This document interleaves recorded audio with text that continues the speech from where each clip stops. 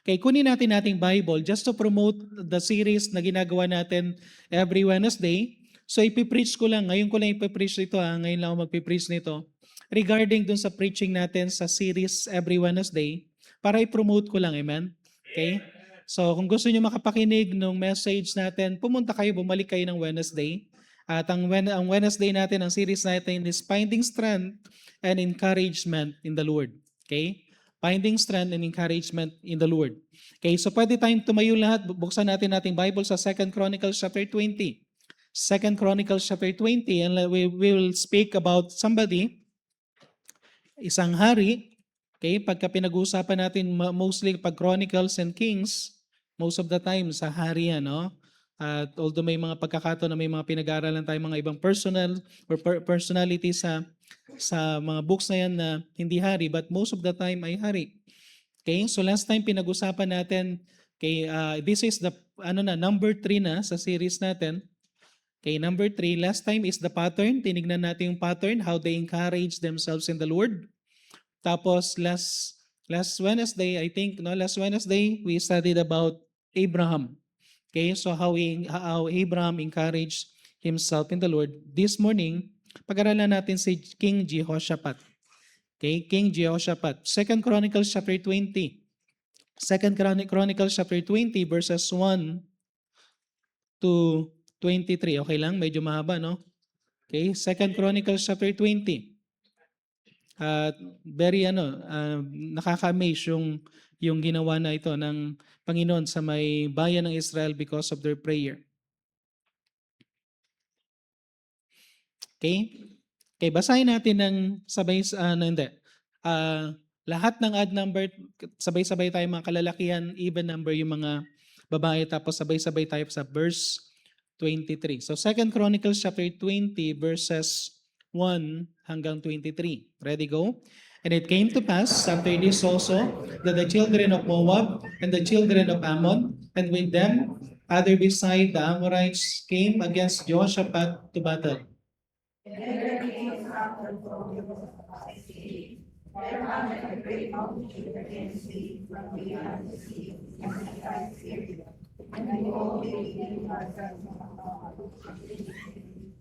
And Jehoshaphat feared, set himself to seek the Lord and proclaim a fast throughout all Judah.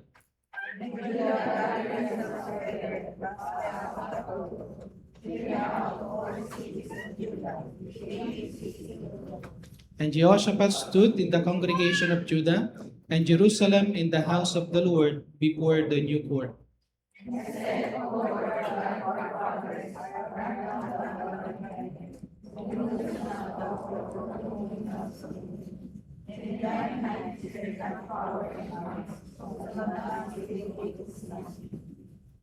Art thou who didst drive out of the inhabitants of this land before thy people Israel, and gavest it to thy seed of Abraham thy friend forever?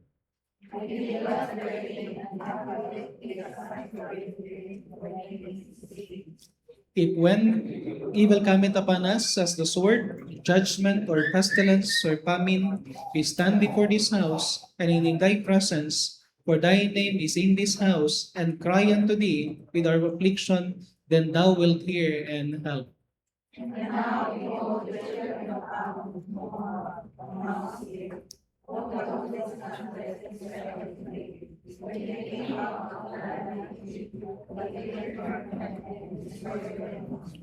Behold, I say how they reward us to come to cast us out of thy possession, which thou hast given us to inherit.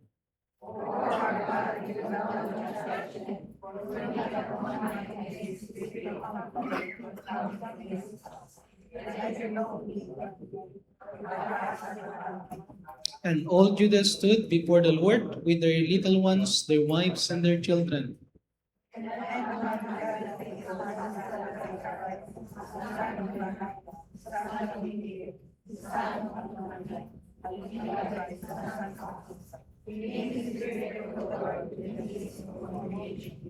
And he said, Hearken ye, all Judah, and ye inhabitants of Jerusalem, and thou King Jehoshaphat, thus saith the Lord unto you, be not afraid nor dismayed by reason of this great multitude, For the battles is not yours, but God's.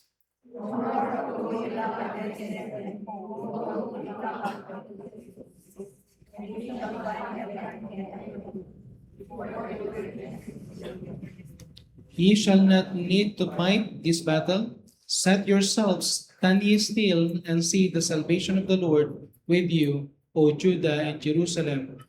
Fear not, nor be dismayed, for tomorrow go out against them, for the Lord will be with you.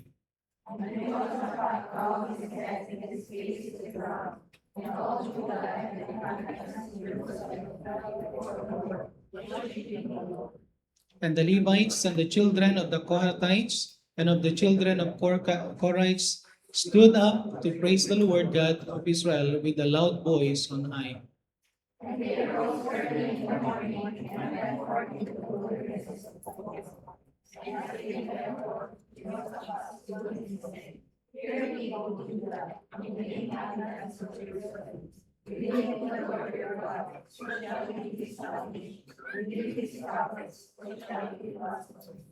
And when he had consulted with the people, he appointed singers unto the Lord, and that should praise the beauty of holiness, as they went out before the army to say, Praise the Lord, for his mercy endureth forever.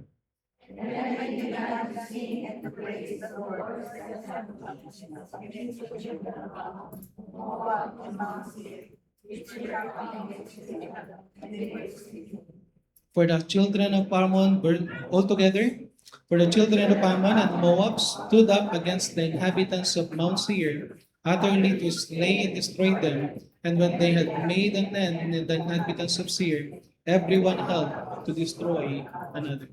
So tayo po manalangin. Let's pray. Heavenly Father, muli po Panginoon, kami pong muli dumudulog sa inyong trono. Samahan niyo pong muli kami, Panginoon, as we study your word. Danayin ko po nito po ay magbigay ng tunay na encouragement sa bawat isa. And we know, Panginoon, na marami po kami mga dinadaanan din po at iba-iba po yung aming mga dinadaanan ng mga problema. But we pray na kayo pong magbigay ng encouragement, kayo pong magbigay, Panginoon, ng strength. Kayo po, Panginoon, we pray na tulungan niyo po kami that we know, Panginoon, na yung kayo pang source. Ba't kailangan po namin, Panginoon, lumapit? Kailangan po namin, Panginoon, tumawag sa iyo, Panginoon. Tulungan niyo po kami to humble ourselves para tumawag kami sa Panginoon dahil alam po namin that we're ready to help. But kung hindi po kami tatawag, hindi po namin ma-experience ang strength and encouragement. So tulungan niyo pang bawat mananampalataya that we will experience the encouragement you gave kay Abraham at this time. Pag-aaralan din namin, Panginoon, ang encouragement na binigay niyo po kay King Jehoshaphat. Ito na po aming samo dalangin sa pangalan ng Panginoon Jesus. Amen. Okay, pwede tayo maupo. So sometimes when problem is so doon pa rin tayo. So finding strength and encouragement in the Lord. Hindi ko alam kung ilang tao ang pag-uusapan natin. Amen. Okay, so it might be na 5 or umabot ng 10. Amen? Okay, pero okay lang ba sa inyo? Meron tayong pinag-aaralan na isang subject pero different personality para lang makita natin ang isang strength, no? Different strength. Okay, sometimes kung titingnan natin, when problems are overwhelming and if you don't know what to do, okay? Alam niyo, isang bagay na kailangan natin gawin na matututunan natin in this lesson about Jehoshaphat, you need to fix your eyes on the Lord. Okay? If you don't know what to do, fix your eyes on the Lord. Sabi niya dito, sabi niya sa may verse 12, neither know we want to do or we know we what to do. Sabi ni Jehoshaphat, hindi namin alam kung anong gagawin, Panginoon. But our eyes are upon thee. Amen? Okay, so review lang tayo regarding dun sa pattern because I'll be using the same pattern. Okay, pag-pray nyo, church, pag-pray nyo, sometimes pag naggumagawa ko ng message, parang na-experience ko yung yung experience ni Spurgeon. Naalala niyo si Spurgeon, basahin niyo na sa history, may mga pagkakataon na Sunday na wala si Spurgeon sa church. Tapos hanapin nila si Spurgeon, nandun siya sa ilog. Okay? Tapos nag-iisip siya ng preaching niya o kaya sasabihin niya or sometimes discourage siya, but ang gagawin ng mga member, bubuhatin siya tapos ilalagay siya sa pulpito para mag-preach. Okay? Okay, so sometimes gano'n struggle, no? But every time na matapos ko isang message, pero isang dahil phlegmatic ako, pinipressure ko yung sarili ko. Okay? Pag sinabi kong series, kahit na wala pa yung series, Lord, by faith, one at a time. Gagawa ko ng lesson one at a time. At pag-pray nyo na magkaroon ng tawag dito yung maging blessing, no? So, doon sa pattern natin, in finding strength, encouragement in the Lord, this is my first preaching sa series na to, yung finding strength and encouragement in the Lord. So, ito yung pinaka-pattern natin. Remember this pattern. At ulit-ulitin ko yung pattern na to. First, they remembered God's faithfulness. So, yung pattern ng maraming mga men in the Bible, para ma-encourage sila, ang unang-unang nilang ginagawa is they remember the faithfulness of God. Second, they trusted God's promises. So binabalikan nila, may mga certain promise sila na binabalikan. Remember sa Abraham, isang promise lang binabalikan ni Abraham. Lord, bibigyan mo ko ng anak. Kasi sabi mo sa akin, I will become a great nation. No? Magkakaroon ng great nation sa kanya. Sa number 3 is they were assured of God's presence. Okay? From time to time, ang isang bagay na pinaka nagbibigay ng encouragement is they will remember that God is with them. Kaya remember Abraham when he went to, di ba pumunta siya sa Egypt, pumunta siya sa Gerar, akala niya, sabi niya kay Abimelech, akala ko wala yung fear of God sa place na to. But hindi niya alam ng Diyos nandun sa lahat ng place. Sometimes pwede tayo mag-backslide. Sometimes we are not in the perfect will of God. Pero kahit wala ka sa perfect will of God, kasama mo pa rin ang Panginoon. Binabantayan ka pa rin ng Panginoon. And He is just waiting for you to say, Lord, help me. Okay? Para bang ganito? Naglalakad ka, akala mo mag-isa ka, akala mo iniwan ka na ng Panginoon. Pero tinitingnan ka lang ng Panginoon, hinihintay niya lang. Sasabi mo, Lord, help me. Katulad ni Peter, nung sinabi niya yun, agad-agad. Kinuha yung kamay niya. Amen? Okay? Then number 4, they prayed honestly. Okay? Hindi mawawala yung prayer. Okay? Hindi mawawala yung yung kanilang pag-worship. At one of the strength of Abraham, he always built an altar. He always built an altar. If you miss that message, balikan ninyo sa Facebook sa Wednesday. Pero maganda, kung gusto nyong masubaybayan ito, every Wednesday, umating kayo ng prayer meeting. Amen? Amen? Okay? Huwag lang tayo maging Sunday Christian. Dapat tayo ay talagang whole week Christian na kasama yung prayer meeting. Amen? Okay, nakakatuwa na marami tayo sa Sunday, pero mas nakakatuwa kung marami pa rin tayo ng Wednesday. Okay, so lahat ng magagandang ng preaching sa Wednesday na lang. Sabi, Pastor, hindi na ako ate ng Sunday morning, hindi pala maganda. Maganda pa rin, pero challenge ko lang, meron mga ibang mga messages na maririnig kayo every Sunday afternoon. Ang series natin about basic Bible lesson. So ito yung ginagamit natin para sa ating discipleship. Okay, so nasa lesson 14 na tayo, gagawa pa lang ng lesson 15. Pero mamayang hapon kasi magpipreach si pastor o si missionary Ricky Mabasa. Okay, nandito siya mamayang hapon. Okay, then number 5 is they kept moving in faith. Okay, as a Christian, huwag kang hihinto. Huwag kang hihinto. Pwede kang magpahinga sandali, pero huwag kang aatras. Amen? Ang gagawin mo lang, kailangan mo lang mag-step kahit little by little. Little by little. Kahit na konti lang accomplishment, as long as you are making a step of faith. So, yan yung pinaka-pattern natin na tinignan natin kay Abraham. Let's look then dito sa Si Abraham, remember yung so sabi ko nga, pinopromote ko lang para rin tayo ng Wednesday. Si Abraham sa Romans chapter 4 verse 20, he staggered not in the promise of God. Okay? So yung word na staggered, it means he experienced struggle in the promise, but he never stopped trusting God in His promise. Amen? Pwede kang magkaroon ng struggle sa kakahintay, pero huwag kang humintong maniwala sa Diyos. Okay? Huwag kang humintong maniwala sa Diyos. Kasi yung word na staggered, makita natin ang ibig sabihin is yung separate thoroughly. Ibig sabihin, he staggered not, hindi siya nag-separate thoroughly dun sa promise. Nagkaroon lang siya ng struggle pero hindi siya nag-separate. Now, let's look sa kay King Jehoshaphat. No? Kay King Jehoshaphat, makikita natin dito, yung pinaka-team natin kay King Jehoshaphat, 2 Chronicles chapter 20 verse 12, Our God, will thou not judge them? For we have no might against this great company. Kaya ang ganda ng sinabi niya, wala kaming kakayanan, Panginoon, with this great company that cometh against us. Neither know we what to do.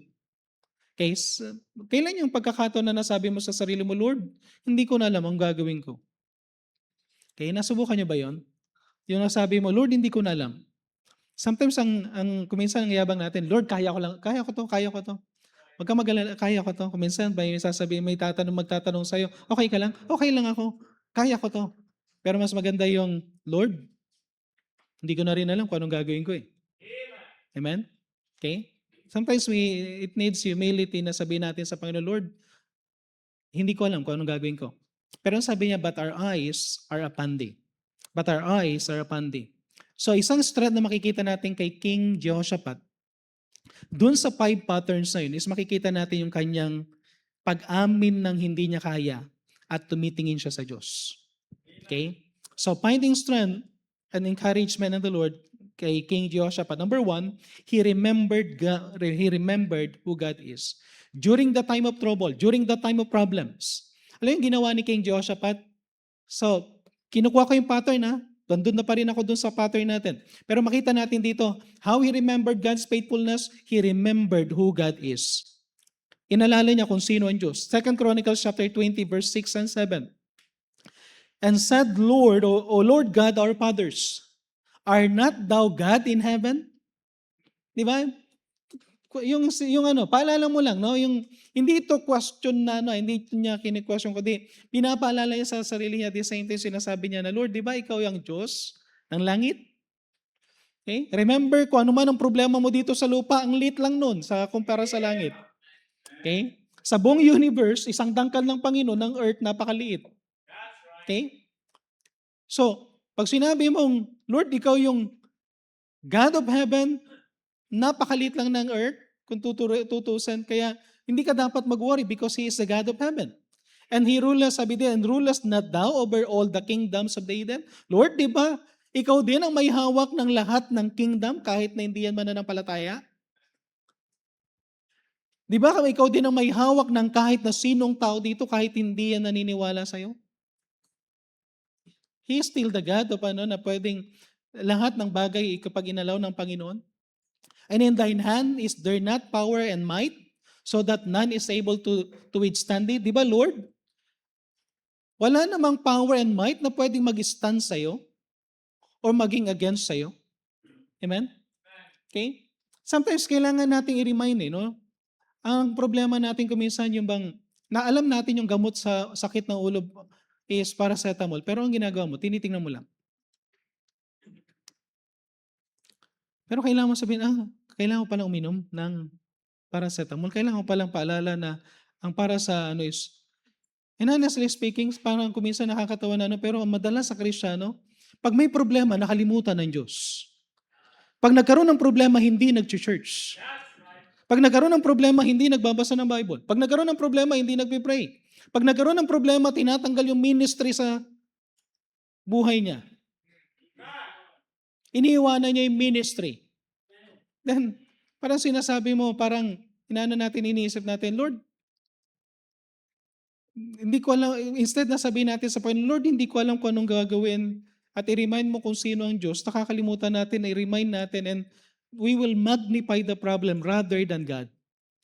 At ang sabi niya sa verse 7, art not thou our God, who didst drive out the inhabitants? Tingnan niyo yung sinabi niya dito. After na paalala niya kung sino ang Panginoon, sabi niya dito, Lord, di ba ikaw yung nag-drive out ng inhabitants of this land?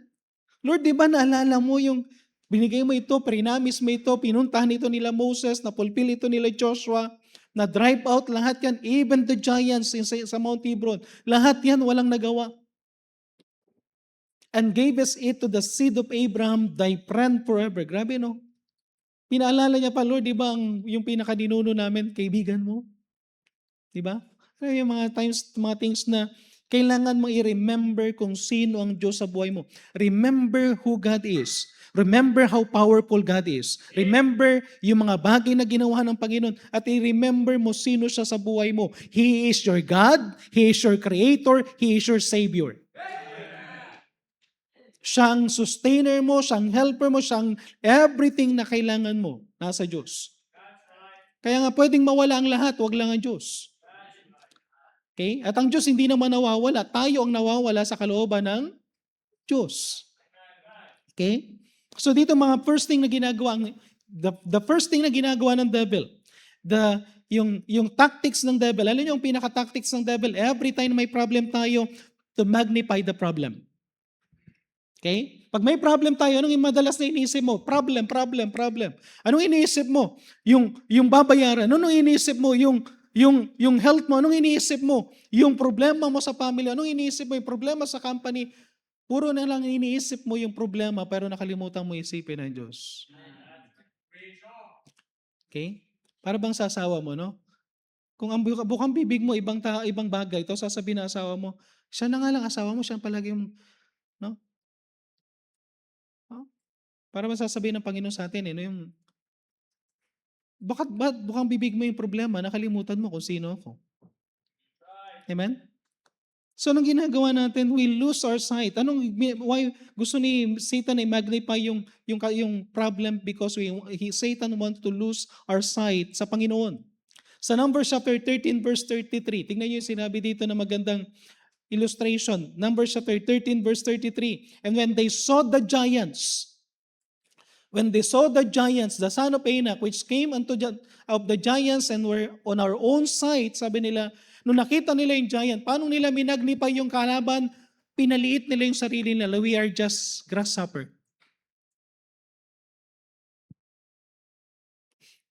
Nakita niyo yung parang iniisip mo? Ito yung problema mo, tapos pinalaki mo na yung problema mo, pinalit mo pa yung tingin mo sa sarili mo.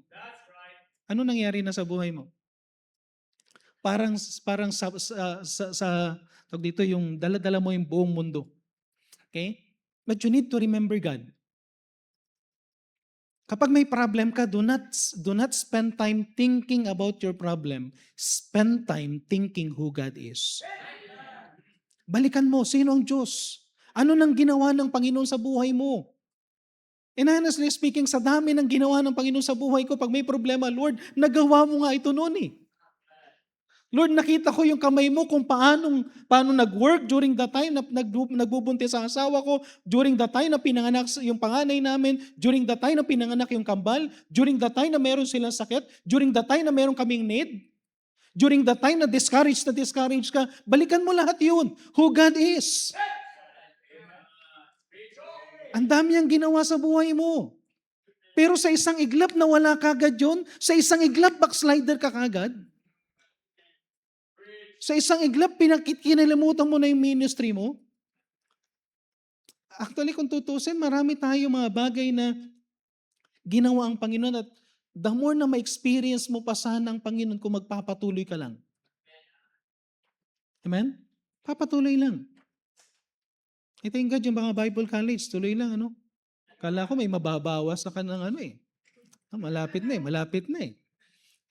Konti na lang yung pipirma eh, pero biglang ano na lang, no? Dito na ako, Pastor. Dito na ako. Okay? Tuloy lang. Hindi madali lahat ng bagay. May mahirap. Pero kasama natin ang Diyos. Okay, number 2. He claimed what God promised them. He claimed what God promised them. Balikan natin, no? Sabi niya, may promise ang Panginoon eh. Di ba? Inisa-isa niya kung sino ang Diyos. Then later on, sabi niya sa may verse 8, and they that dwell therein, sabi ni Jehoshaphat, and they that will build therein have built thee a sanctuary therein for thy name's saying.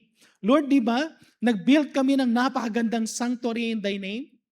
At ang sabi niya dito sa may verse 9, and when evil cometh upon us, as the sword, judgment, pestilence, famine, we stand before this house, and in thy presence, for thy name is in this house, and they cry unto thee in our affliction, then thou wilt hear and help. Remember bakit meron tayong church. Remember bakit meron tayong building na ganito. Remember bakit merong Sunday, bakit may Wednesday. Ang pinaka-purpose is to worship. Ang pinaka-purpose is to learn regarding God, kung anong ginagawa ng Panginoon. And sometimes ito yung problema natin. Kapag may problema saan tayo pumupuntang lugar? Pumupunta ka sa kwarto mo, nagmumukmuk. Pupunta tayo kung saan-saan. Pwede, imagine mo, no? Sunday, nandun ka sa beach. Bakit ka nasa beach kasi? Para ma-encourage lang, makalanghap ng sariwang hangin. Ang pinakamaganda is mag-worship. Pumunta ka sa Panginoon. Pumunta ka doon sa place kung saan tinalaga ng Panginoon. Claim yung mga promise ng Panginoon. At sabi ni King Jehoshaphat, Lord, di ba? Yung doon sa mismong temple na ginawa namin, nandyan ang iyong pangalan, nandyan ang iyong presence. When we experience sword, when we experience judgment, pestilence, famine, whatever problem, Lord, pwede kaming pumunta sa iyo. Amen? Amen? Ito ang problema natin. Sometimes we know the promise, but we do not claim the promise. Malaking difference between knowing and claiming.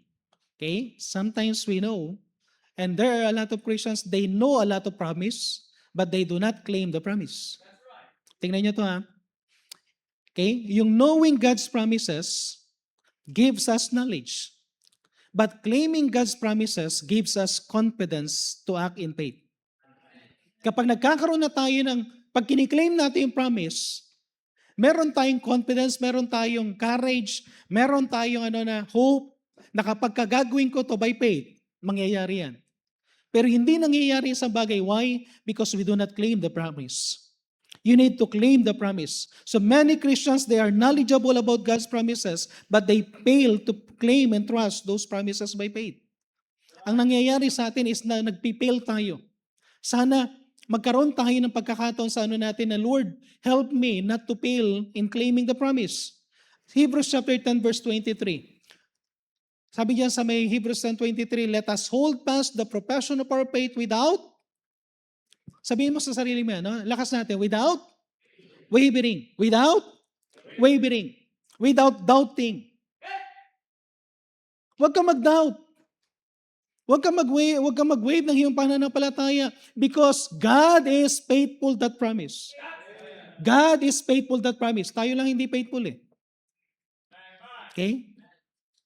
Tayo hindi faithful. Pag may sinabi tayo sa Panginoon, sometimes nilalabag natin. But God is faithful. Claim the promise of God. Alam niyo, once we claim the promise, sabi ko nga, huwag niyong, anong aanhin mo yung knowledge mo sa Bible? Wala ka namang kiniklaim.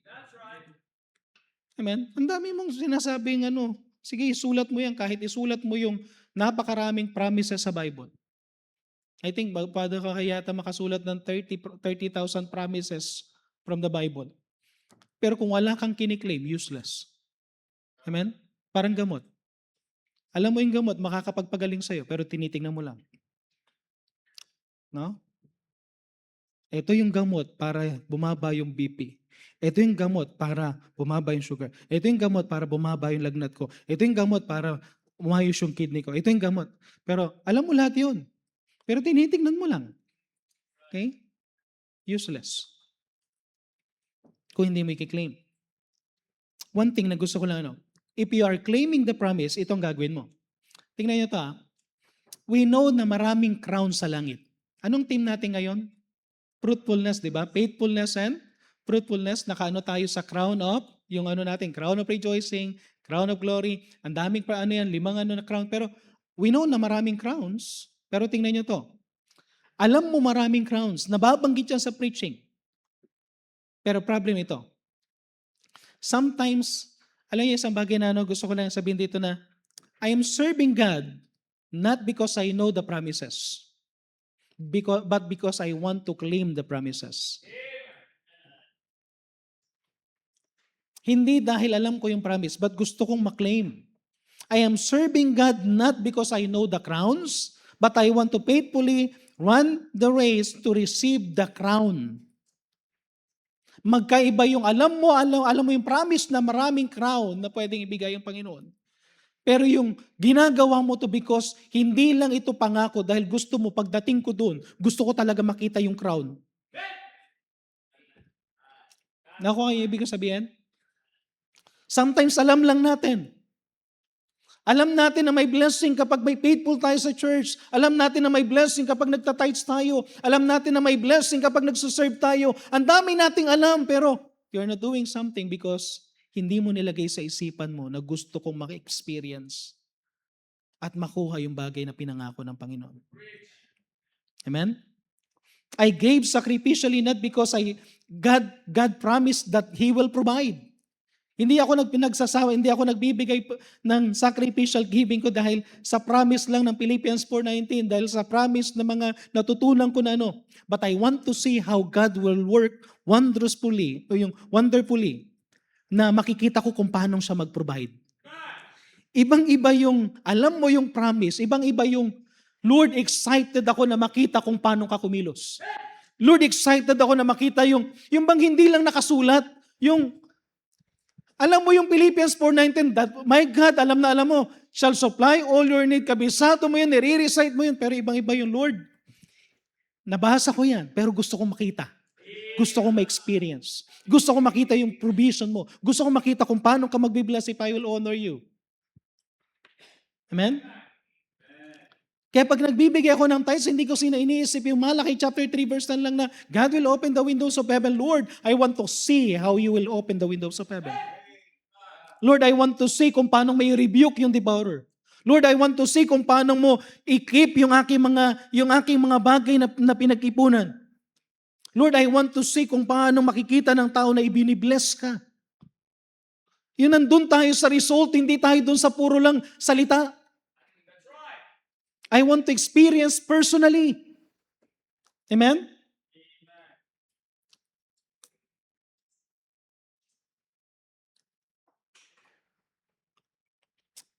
I pray to God not because I know the promise of God. Pero ang gusto ko yung nagpipray ako, Lord, kasi gusto kong makita yung answered prayer. Iba yung naalam mo yung promise, iba yung knowing the promise, iba yung experiencing the promise. Kayo, honestly, anong gusto mo? Alam mo yung promise? O nararanasan mo yung promise? Mas gusto ko maranasan yung promise kaysa malam ko lang yung promise. Maraming Kristiyano, maraming alam, pero hindi ma-experience. Seryosohin mo ang Panginoon. Seryosohin mo ang Panginoon. Okay? He claimed what God promised them. Third, number 3, makikita mo yung presence ng Panginoon nung sinabing, the battle is the Lord's. The battle is the Lord's. Okay? And sabi niya sa may verse 13, and all Judah stood before the Lord with their little ones, their wives, their children. Then upon the Jahaziel, the son of Zechariah, the son of Benaniah, the son of Jehiel, the son of Matanea, yan yung ayaw natin basahin yung puro dasan, no? Pero basahin natin, kasi yun ang ano eh. And finally, sabi din, a Levite, the sons of Asaph. At ang sabi dito, anong mahalaga doon? Kasi yung tao na to, came the Spirit of the Lord in the midst of the congregation, and God started to say something. And He said, hearken ye, all Judah, and ye inhabitants of Jerusalem, thou King Jehoshaphat. Ang ganda ng ano eh. Sabi niya, sa lahat ng mga taga-Jerusalem, at ikaw mismo, King Jehoshaphat. Kasi si King Jehoshaphat ang nag-pray talaga na tinaalala niya na kung sino ang Panginoon at ni-remind niya yung mga promises. That saith the Lord God unto you, be not afraid nor dismayed by reason of this great multitude, for the battle is not yours, but God's. Amen? Ganda, no? Honestly, sinong gustong-gusto niyo yung word na the battle is not yours, but God's? Diba, gustong-gusto natin yan eh. Pero mas maganda kung ma-experience natin. Amen? Again, alam na naman natin yan, pero hindi natin ma-experience ulit. Pero maganda experience. Tomorrow, sabi niya sa verse 16, go ye down against them. Behold, they come up in the cliff of Ziz, and ye shall find them at the end of the brook before the wilderness of Jeruel. Ye shall not need to fight in this battle. Set yourselves, stand ye still, and see the salvation of the Lord with you. O Judah and Jerusalem, fear not, nor be dismayed, for tomorrow go out against them, for the Lord will be with you. Ano ang makikita natin dito? Nakita niyo yung pattern na naman? How they encourage themselves in the Lord? Yung assurance of God's presence. Okay? Common mistakes ng mga Christians. Okay? Anong common mistakes natin? We trust, instead of trusting God, we trust in chariots and horses. We trust in chariots and horses. Sabi sa Psalms 20 verse 7. Psalms 20 verse 7. Some trust in chariots and some in horses. But we will remember the name of the Lord our God. Alam niyo, yung iba nagtitiwala sa chariots, sa horses, pero sabi ng psalmist, ako magtitiwala sa Diyos. Okay? Ito yung problema natin. And paano ito na-apply sa buhay natin? Ito.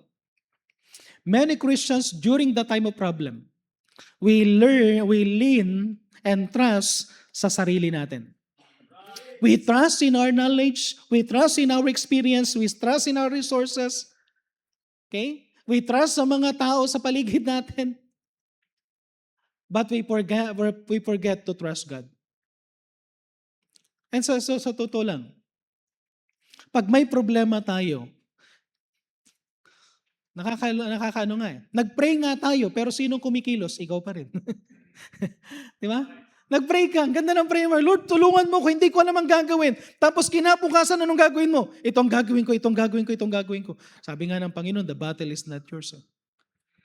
Instead na tanungin mo, Lord, anong dapat kong gawin? Kasi ikaw yung mangunguna. Ang ginagawa mo, pinapangunahan mo ang Panginoon. So hindi natin ma-experience, yung sinasabi natin, Lord, hindi ko maramdaman yung presence mo. Nandyan yung presence ng Panginoon, ang problema, nangunguna ka eh. Parang ganito, lika Kirby dito, Kirby. Brother Manning, lika, ikaw ang Panginoon, no? Di ba mukhang mag-ama, di ba? Okay. So, halimbawa ito yung Christian. Sabi niya, hindi niya nakikita daw ang Panginoon. Ang bukang bibig niya palagi, hindi ko ma-experience ang Panginoon. Parang wala ang Panginoon sa buhay ko. Ang Panginoon nandito sa likod. Kasi nagpipray ka. Pray ka nga. Pagkatapos ang prayer mo, ang gagawin mo, maglalakad ka, sino nangunguna? Sarili mo, tapos sumusunod ang Panginoon. Paano mo makikita ang Panginoon nasa likod? Nakuha niyo? Pag sinabi mong, Lord, nagtitiwala ako sa iyo, then ganito ang sasabihin mo, Lord, anong gagawin ko? Hindi ko alam kung anong gagawin ko. Anong gagawin mo? Tumingin ka sa Panginoon. Amen? Once na tumingin siya sa Panginoon, sasabihin mo sa Panginoon, Lord, hindi ko alam ang gagawin ko. Anong ibig sabihin nun? Ganito ang gagawin mo pag tumingin ka. Hindi ka lang tumingin. Anong gagawin mo? Tumingin ka lang.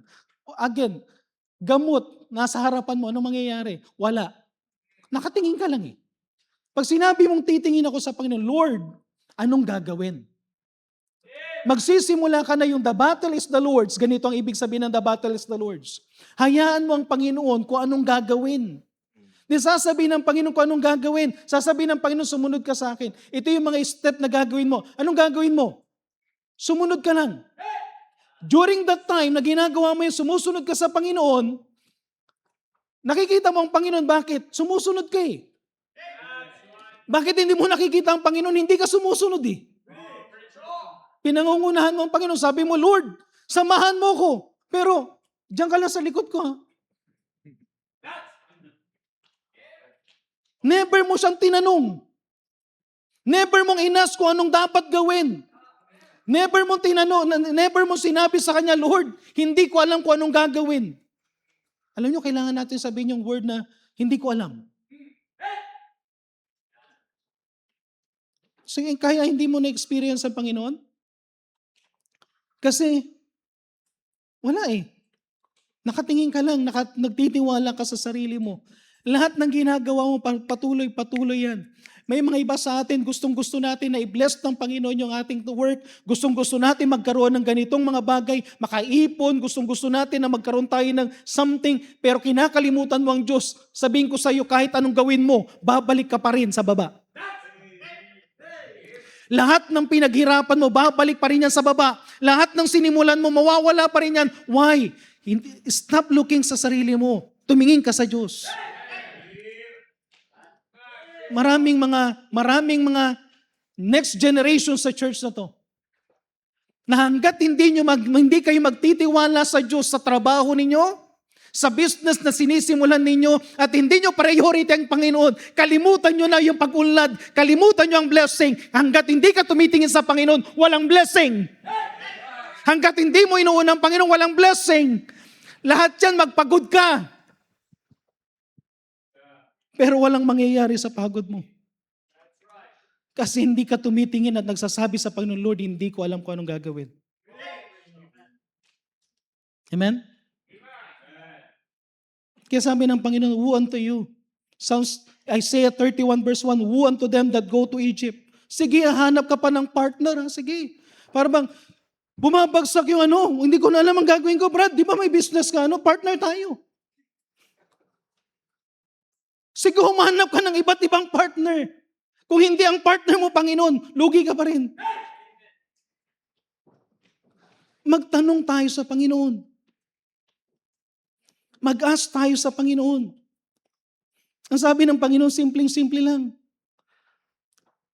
Psalms 55 verse 22, cast thy burden upon the Lord, and He shall sustain thee. He shall never suffer the righteous to be moved.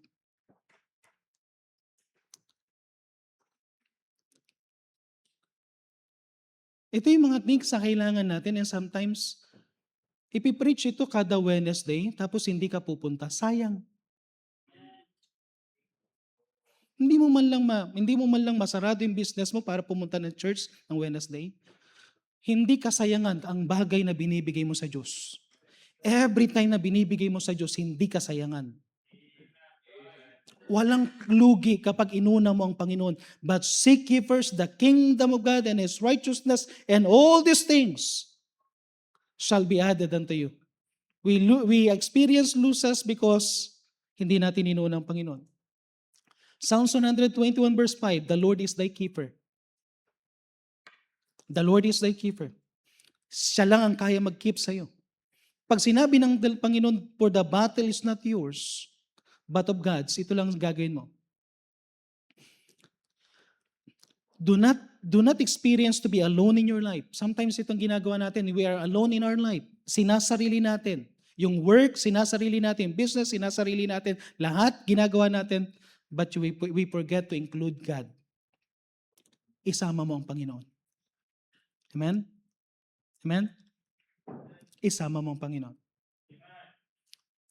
Bakit hindi mo nakikita ang Panginoon? Nakita niyo yung kalarawan kanina?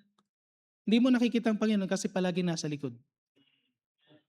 Pero once na tumingin ka na sa Panginoon, makikita mo ang Panginoon, and you will just follow. Number 4, he prayed with humility. Ito yung prayer time. He prayed with humility. Anong sabi niya? Neither know we what to do. Verse 12. Ang hirap sabihin nito, no? It will take genuine humility na sasabihin mo, Lord, hindi ko alam kung anong dapat kong gawin. Amen? Tinanong mo ba ang Panginoon? Or nag-base mo sa, ito ang pakiramdam ko. Ito ang sinabi ng punsoy. Grabe, no?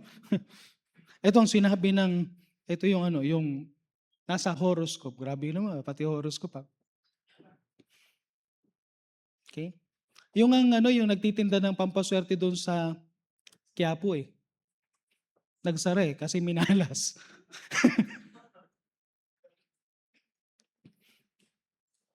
Walang pampaswerte na gamit. Amen? Walang pampalayas ng malas. Kasi bilang Kristiyano, walang malas, walang swerte. Meron pagpapala at pagpapalo. Amen? At ano yung kailangan lang natin gawin sometimes? Lord, I don't know what to do. Ang hirap sabihin. Pero sabi sa 2 Chronicles chapter 7 verse 14, if my people which are called by my name shall humble themselves. Tinitingnan na kasi natin dyan yung word na pray, seek thy face. Even you pray, seek God's face, turn from your wicked ways, pero hindi ka humble to seek God. Alam niyo yung humility? Ang humility is parang sinasabi mo, Lord, magpapasakop ako sa'yo. Ang humility, parang sinasabi mo, Lord, hindi ko alam ang gagawin ko, mag-under ako sa'yo. Ikaw ang kikilos. Yun lang. Yun ang pinakano ng humility. Hanggat hindi mo ginagawa yun, hindi. And sometimes ito, no? It takes days, weeks, months, or even years bago ka tumawag. And honestly, may mga ibang ano na, parang si Jonah.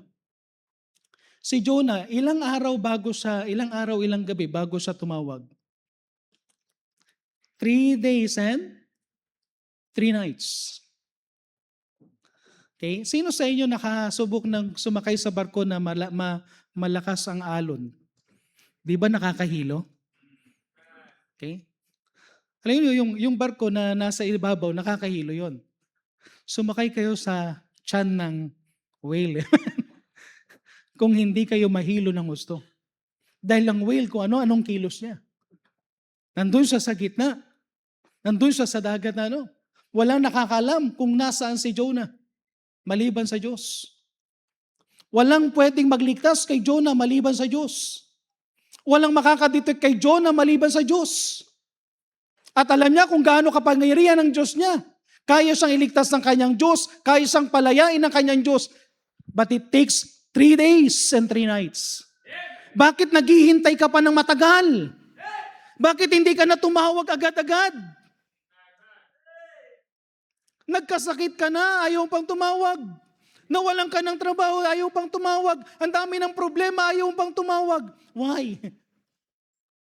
Gusto mong patunayan na meron kang kaya. You are not humble enough to say, Lord, I don't know what to do. Sometimes ito yung problema lang natin. Lord, hinihintay lang ng Diyos ang sasabihin mo, Lord, wala na ako magagawa. Please help me. Amen? So tumawag tayo.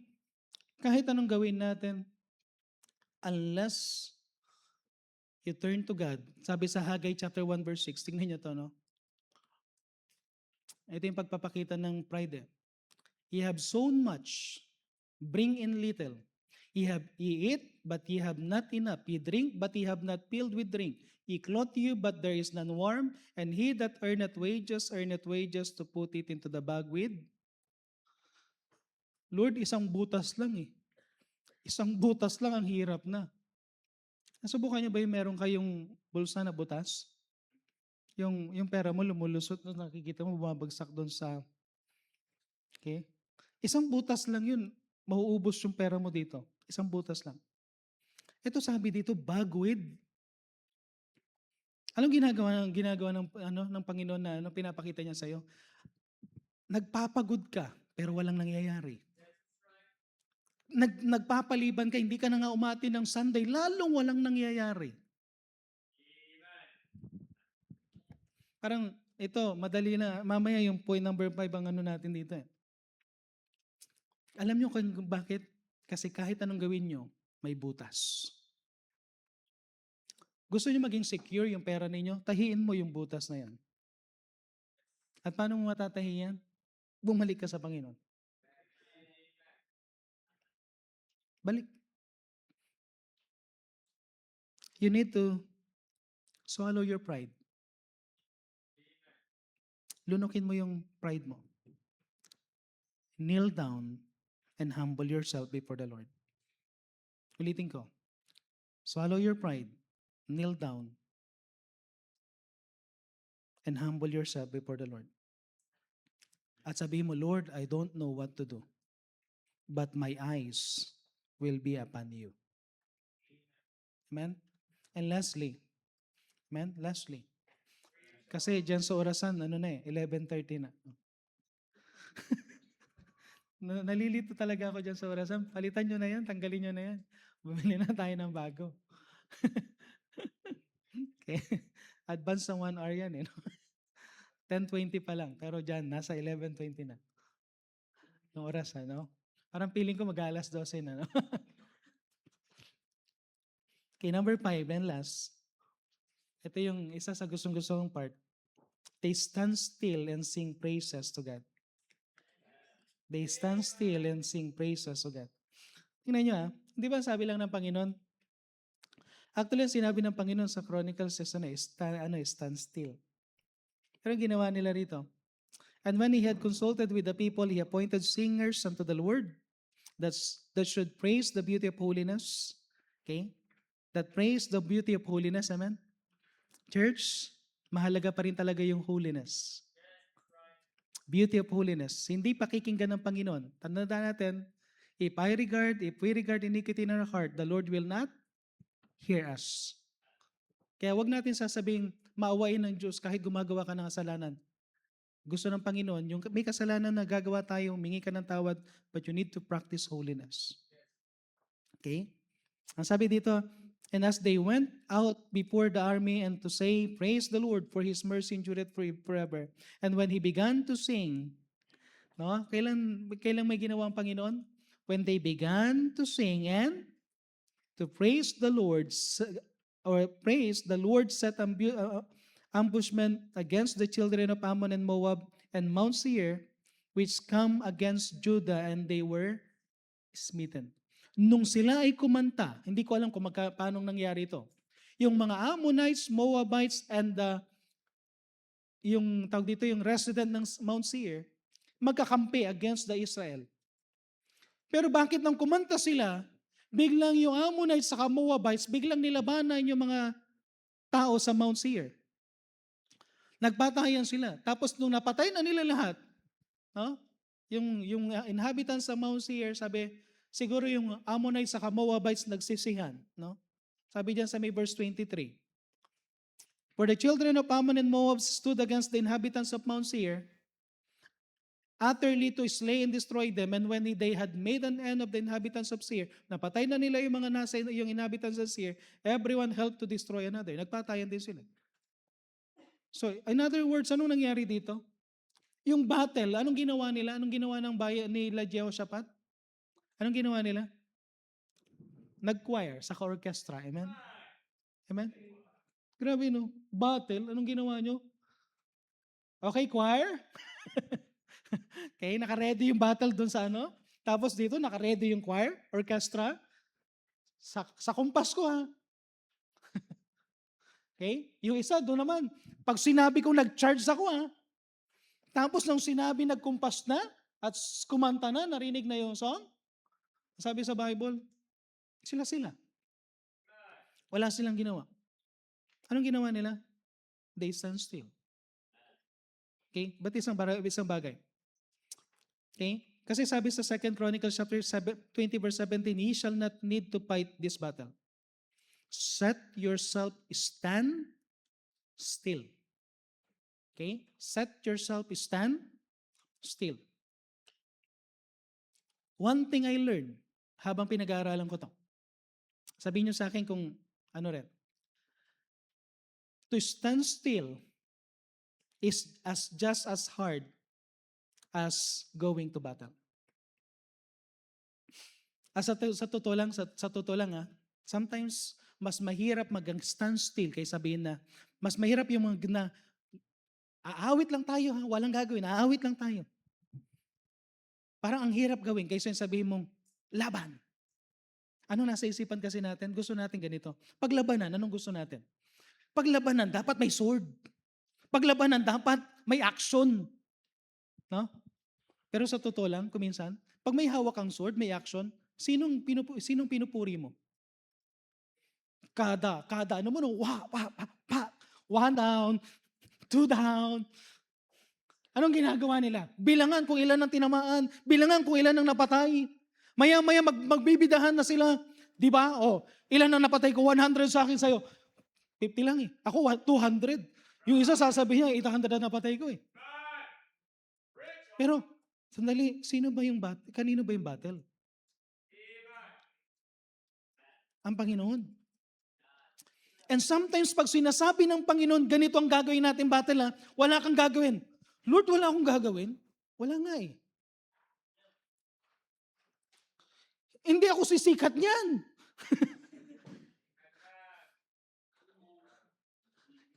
Yun nga yung point Ang problema sa atin kuminsan, gusto nating sumikat, nakalimutan natin, itaas ang Diyos. And most of the time sa problem natin, isang sasabi lang ng Panginoon, tumahimik ka. Stand still. Wala kang gagawin. Hindi, kuminsan yun ang pinakamahirap talaga, sa totoo lang. Pinakamahirap yun namang, Lord, kating-kating ka na eh. Kailan ba ako lulusob? Kailan ba ako mag-ano ng sword? Kailan ko ba gagamitin yung bago kong baluti? Pag sinabi ng Panginoon, wala kang gagawin. Tumayo ka lang. And honestly, isa yan sa problema natin, kahit anong gawin natin. Diba, pag may nakita tayong problema, anong ginagawa natin? Buting-ting kagad, no? Ginagawa natin pinaka-best natin, walang masama doing your best. Pero pag sinabi ng Panginoon, stand still. Stand still. Kasi the more nakikilos ka, the more na may gagawin ka, lalala yung problema. Amen? Diba sinabi may sira yung appliances. Hintayin mo yung technician ha. Hintayin mo ha. Ikaw naman, dahil may knowledge ka, hindi kaya ko yan, binuksan na kagad. Inano kagad. Pagdating ng technician, anong problema? Sir, ang simple lang ng problema eh. Ang problema, mas lalong lumala, pinakialaman mo eh.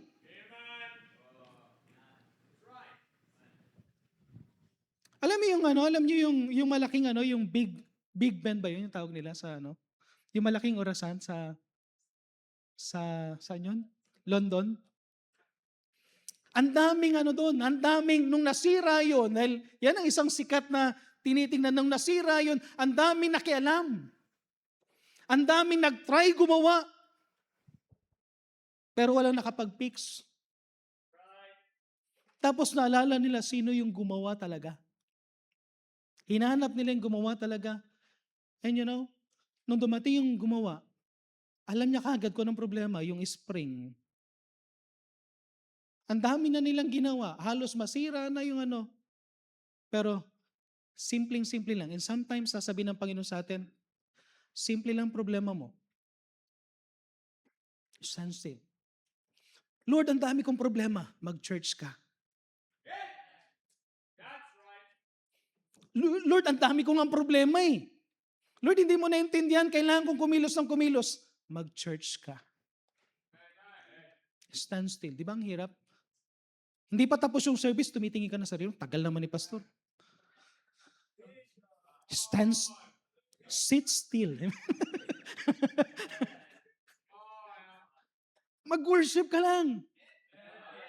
Pag sinabi ng Panginoon, umating ka ng, Lord, may problema. Nag-church na ako ng Sunday morning may problema. Mag-church ka mamayang hapon. Lord, mag-church ako. Ang dami kong gagawin. Ang dami kong atupagin. The battle is not yours. Stand still. Pumunta ka ulit sa church. Lord, nalulugi na nga ako eh. Mag-prayer meeting ka. Parang hirap. Lord, hindi logical eh. Sa totoo lang, ang hirap talagang sabihin na, stand still. Okay, kumuha ka ng malaking kopon. Tapos isulat mo ang dalawang salita. Stand still. Pag sinabi ng Panginoon stand still, yan. At alam nyo, nung nagkaroon sila ng stand still, ito yung nila, Lord, okay? Kung hindi mo na alam ang gagawin mo, one of the secret na pwede mo gawin is to worship. Ang sabi nila, sa 2 Chronicles chapter 20 verse 18, nung narinig nila yung sinabi ng Panginoon ni stand still, and Jehoshaphat bowed his head with his face to the ground, and all Judah and the inhabitants of Jerusalem fell before the Lord. Anong ginawa nila? Worshiping the Lord. Worshiping the Lord. Hindi mo na alam ang gagawin mo? Worship. Kaya anong ginawa nila? Balikan natin yung sinabi, when they began to sing and praise the Lord, and when they sing and pray to praise, the Lord set ambushment. Kasi sometimes ganito, Lord, pray ka na. Ito yung problema natin. And honestly, nasusubukan niyo to? Pray ka ng pray. Pray ka, di ba? Nag-pray ka, Lord, ganito, ganito. Ang dami mong sinabi sa Panginoon, lahat-lahat. Tapos pagkatapos mo mag-pray, ano nang gagawin ko? Ito nang dapat kong gawin. Nag-pray na ako. Tupagin ko na to, tupagin ko na to, tupagin ko. Ito dapat kong gawin, dapat gawin to, dapat gawin to, dapat gawin to. Pero nung nag-pray ka, nakalimutan mo.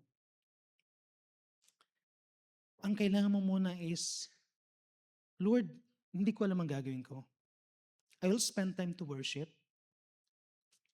At once na nakalma yung sarili mo, and sometimes ito yung problema. Alam niyo ba na ang nagpapakalma sa sarili natin is worship? Dahil hindi ka mapakali, ang dami mong iniisip. Wala. Ang dami mong tuliro yung isip mo. Hindi ka makakain. Isa lang problema mo. Yung trabaho mo. Tapos anong nangyayari dahil hindi ka kumakain? Dalawa na problema mo. May sakit ka na. Tapos dahil hindi ka kumakain at wala kang time sa family mo, tatlo na problema mo. Hindi ka na kinakausap ng asawa mo. Tapos dahil sa ginawa mo na yun, 4 na problema mo. Pati anak mo hindi mo na napapansin. Tapos nakita mo sa salamin yung mukha mo. Ang lalim na ng mata mo. 5 na yung problema mo. Ang pangit mo na. Hindi mo na, ang dami mong parang, hindi mo na maintindihan, pero hindi pa, ibang-iba pala yung, ewan ko lang pero the battle start, hindi sa sword, hindi sa action, but in prayer. When we worship. Kaya nga nung sinabi dito, when they began to sing and to praise, kumilos ang Diyos. Gusto mong kumilos ang Diyos? Stand still. Sabihin mo sa Panginoon, Lord, hindi ko alam ang gagawin ko. Pakakalmahin ko yung sarili ko. Stop thinking ng mga negative thing. Okay? And one thing na ano ko sa Panginoon, sometimes the more na niyayakap mong isang bagay at ayaw mong mawala sa'yo, the more na nawawala. Amen? Alam nyo, para mawala yung iniisip mo, para hindi mawala yung bagay na yan, Lord, ikaw na humawak.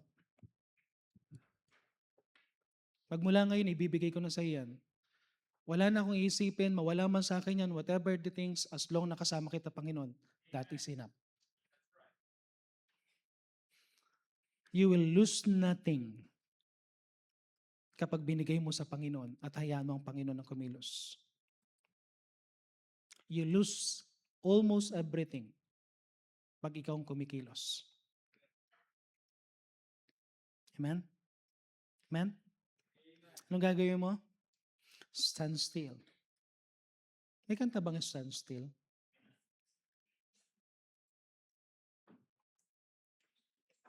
Okay. Ganda pagka ano yun, no? Kantahin natin sana yun, ano? Kaya lang, meron bang marunong magpakanta ng stand still? Meron ba yun? Kaya lang, baka pag kinanta natin na hindi tama yung tono, baka hindi tayo ma-encourage eh. Pero, nakukuha nyo yung ano lang natin kay King Jehoshaphat? Church, okay lang kayo? Okay lang? Kasi sometimes, ang nasubukan nyo ba yung ano, bilang pagtatapos, nasubukan nyo ba yung teacher nyo sa mathematics, tinuruan kayo nasubukan nyo yung nag-solve kayo sa mathematics ng isang problem lang ha? Isang problem. Tapos inubos nyo yung halos lahat ng blackboard sa solution. Di ba na-experience nyo yan sa ano? Di ba? Hindi lang sa algebra ko minsan, I think sa calculus yata isang pinaka ng haba-haba. Haba. Di ba? Tapos pag may na-miss ka, saan siya pumunta doon? Paano niya nakuha yung paano niya? Tapos at the end of the lesson, meron palang shortcut. Isa sa paborito ko sa calculus, yung portion na sasabihin na yung shortcut, na kapag tinignan mo yung problem, hindi mo kailangan dumaan sa napakahabang ano na yun. Tapos sandali lang pala. Ganun lang pala yun. Sometimes ganito tayo. Kapag tayo ang kumilos, ang haba-haba ng ginawa mo. Tapos halos wala pa. Magkamali ka lang, di ba? Magkamali ka lang ng konti sa statistics, mali na lahat. Di ba? Hindi ka lang magpasok na isang frequency, mali na lahat yun. Isang item lang. Mali na lahat yung computation mo. Isa lang. Sige, ikaw ang kumilos. Lahat-lahat yan. Nagkamali ka pa. Walang nangyari. Mali lahat ang ginawa mo. Back to zero. Tapos ang Panginoon, sasabihin ng Panginoon, ito yung secret. Ang likli oh. Ano secret? Worship. Ngayon, huwag kayong umattend ng church ng Sunday. Huwag kayong umattend ng... Ugaliin nyo palagi. Sige, gawin nyo pa rin yung gawin nyo pa rin yung dati yung ginagawa. Nag-church lang kayo kada Sunday morning o kaya kada Sunday afternoon. Hindi yung binibigyan ng pahalaga ng Wednesday. Sabihin ko sa iyo, you lose a lot of things.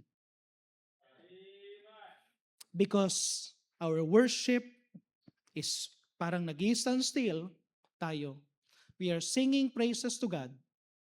Tapos sasabihin natin, Lord, excited ako na makita ko anong gagawin mo. Because I learned to trust. Kaya yung worship, hindi lang basa-basa worship. You are solving a lot of problem pag nasa church ka. Amen? Amen?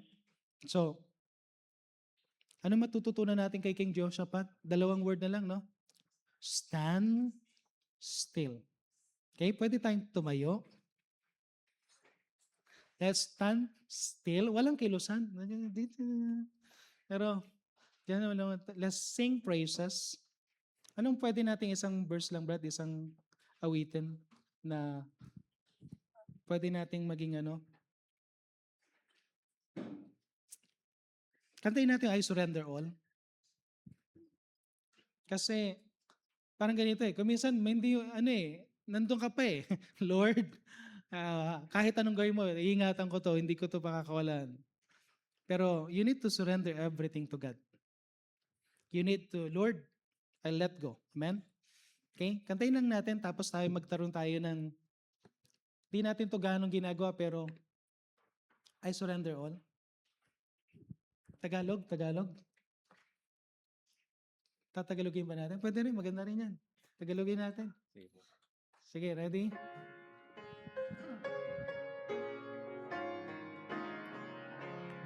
Amen. Let's sing on that verse.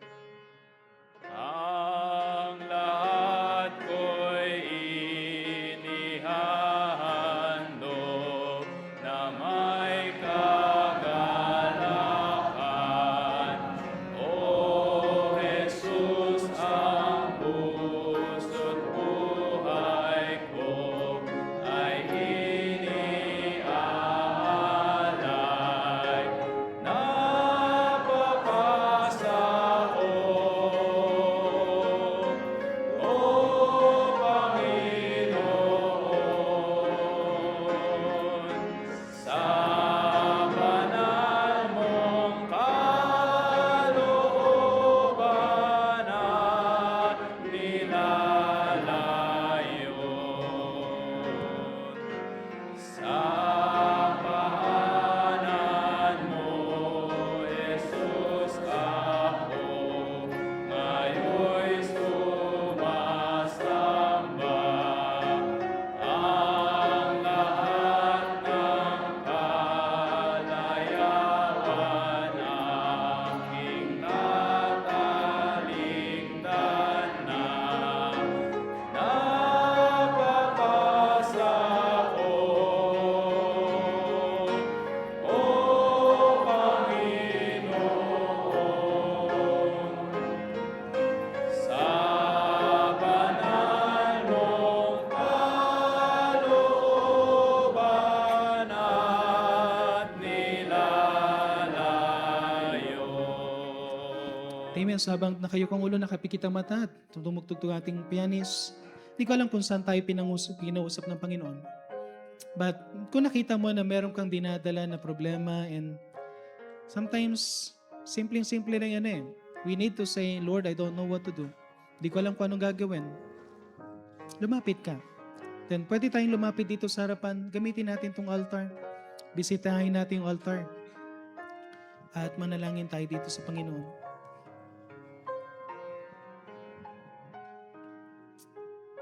Kaya at the same time, siguro may mga pagkakataon na sinasabi ng Panginoon siguro sa iyo. Yung word na stand still. Anak, kailangan mong magtiwala sa akin. This time, you learn a lot of lesson. You learn the hard way kasi ang dami mo ng pinagdaanan at nakita mo walang nangyayari sa ginagawa mo. And this time, isang advice, stand still. And praise God. Stand still and worship God. Magsisimulang kumilos ang Panginoon sa buhay mo. Kung ikaw ay first time visitor at nakita mo na meron kang, Lord, gusto kong ma-experience yan, yung kagalakan na yan, gusto kong ma-experience yung kapayapaan na yan sa puso. Gusto kong ma-experience ang buhay ko, ang presence mo, Panginoon, sa buhay ko. Then you need to make a certain decision sa buhay mo. And this is very important decision. Yung decision na tatanggapin mo siya sa puso mo bilang tagapagligtas. Para magkaroon ka ng katiyakan ng kaligtasan, para magkaroon ka ng personal relationship sa Kanya. At gagawin mo yan kapag tinas mong kanang kamay mo, Pastor, gusto kong tanggapin si Jesus Christ bilang tagapagligtas. Tas mong kanang kamay mo, bibigyan ka namin ng counselor. Huwag ka maiya. Habang nakayo kong ulo nakapikit ang mata, tas mong kanang kamay mo, gusto mong tanggapin ng Panginoon bilang tagapagligtas. Meron ba sa atin? Amen. Okay, so may tatlong maraming salamat.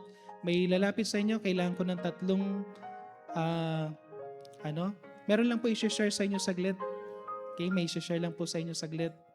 At yan po ay patungkol sa Ebanghelyo. Kailangan ko pa ng isang babae sa isang lalaki, Brad. Kailangan ko na isang lalaki na mag-share. Gusto ko one-on-one sana. Brother Silito, pwedeng kunin mo na yung lalaki. Tapos isa pang babae para one-on-one. Okay? So meron pang sasama na isang babae.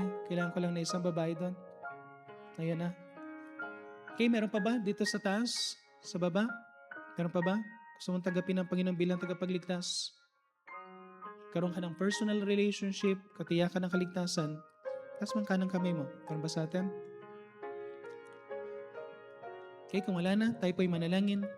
Heavenly Father, maraming salamat po sa binigay niyo po, Panginoon, na message this morning.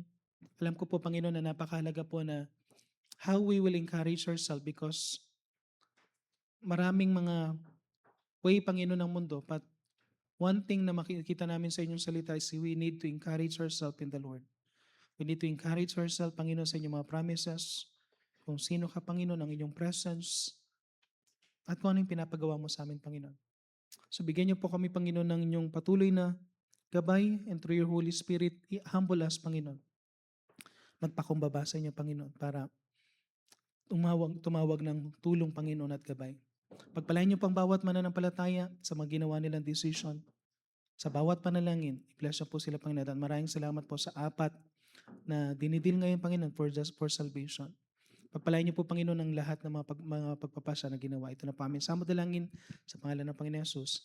Amen.